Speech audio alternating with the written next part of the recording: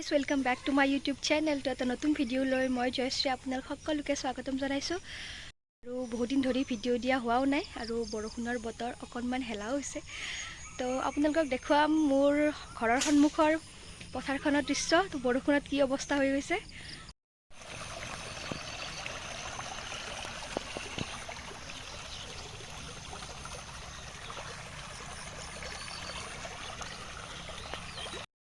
আৰু এয়া বৰষুণৰ পানীৰে পুৰা পথাৰ ভৰি গৈছে।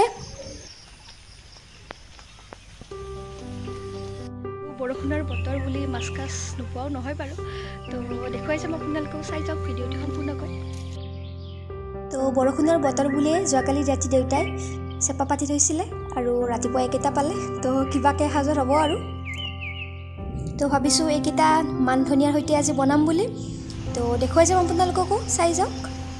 তো মান ধনিয়া অকণমান সৰহকৈ লৈছোঁ আৰু এইখিনি এতিয়া মিক্সিত পিচি ল'ম। আৰু লগতে দিম কেইফুটামান নহৰু, আদা এডোখৰ আৰু ভোট জলকীয়া। আৰু এতিয়া এইখিনি ভালদৰে মিক্সাৰত পিচি ল'ম। আৰু আমাৰ মান ধনিয়াৰ পেষ্টখিনি ৰেডি হৈ গৈছে। আৰু ইফালে মই বহাই থৈছোঁ মাছ। তো আৰু মাছখিনি প্ৰায় আধা ভজা হৈছে। তো এইখিনি আমি ভালদৰে ভাজি ল'ম। আৰু ইফালে বতৰ আকৌ বেয়াকৈ আহিলে, আকৌ বৰষুণ দিলে।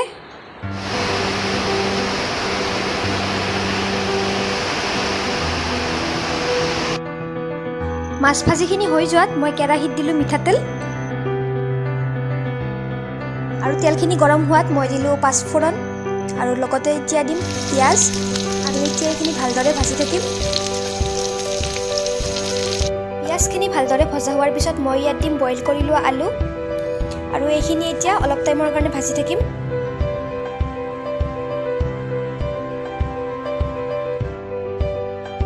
এতিয়া ইয়াত দিম সোৱাদ অনুসৰি নিমখ, হালধি গুড়ি, অকণমান জিৰা গুড়ি আৰু ধনিয়া গুড়ি। তো এতিয়া এইখিনি আমি ভালদৰে ভাজি ল'ম।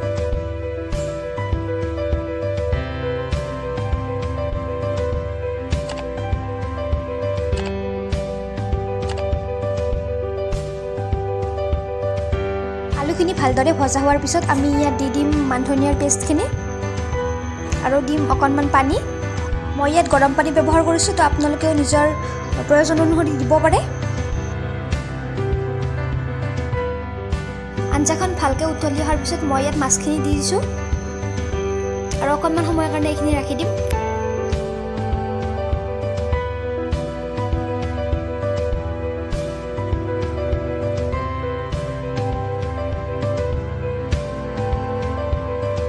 এতিয়া ইয়াত দি দিছোঁ অকণমান গৰম মছলা।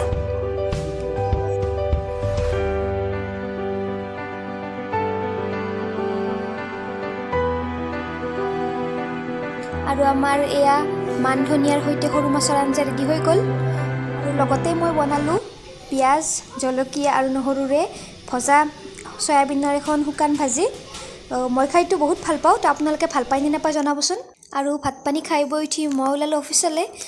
কিন্তু ৰাস্তাৰ অৱস্থা একেবাৰে বেয়া আৰু চাৰিওফালে পানী পানী, কেৱল পানী, চব বানপানীৰে ভৰি গৈছে।